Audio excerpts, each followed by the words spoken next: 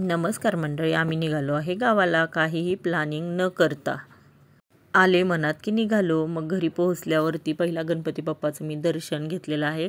बघा, मम्मीने खूप छान असं डेकोरेशन केलेलं आहे. आपल्या बाप्पाच्या इथे छान असा छत वगैरे बनवलेला आहे. आणि बघा, दगडूशेठचा गणपती आणला आहे यावेळेस.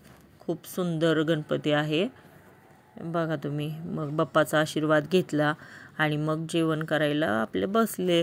तर बघा, मला दालचा आवडतो ना, दालचा राईस केला होता मम्मीने खूप छान. आणि ही भाजी तुम्हाला माहिती आहे का, याला कडवंचीची भाजी म्हणतात. मी पण फर्स्ट टाईम खाल्ली.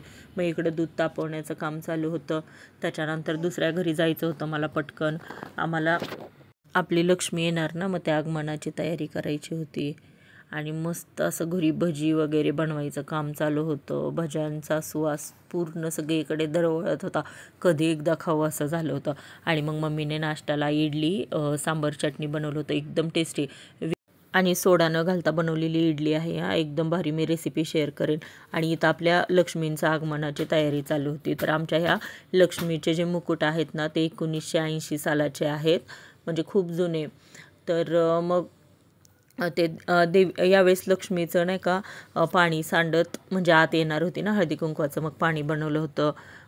आणि मग आम्ही घरातले सर्व होतो ना, तर हळदी कुंकू एकमेकांना मग लावून घेतले, कारण आपले लक्ष्मीचं आगमन होत होतं. मग लक्ष्मीला भाजी भाकरीचा नैवेद्य ठेवावा लागतो. आज शेपूची भाजी आणि भाकरी. तर बघा, मम्मीने खूप छान असं सजावट केली. आता हे मी दुसऱ्या दिवशीचं काढलं होतं, जेव्हा आपण लक्ष्मी उभा करतो संध्याकाळी. तर बघा, आणि परत माझी एक ताई आहे, त्यांच्या घरी पण आम्ही गेलो होतो. त्यांच्या पण लक्ष्मी बघा, इतक्या सुंदर त्यांनी पण डेकोरेशन केलं होतं. मला खूप आवडलं. आणि अशा प्रकारे माझा खूप छान दिवस गेला. तुम्हाला व्लॉग आवडला का?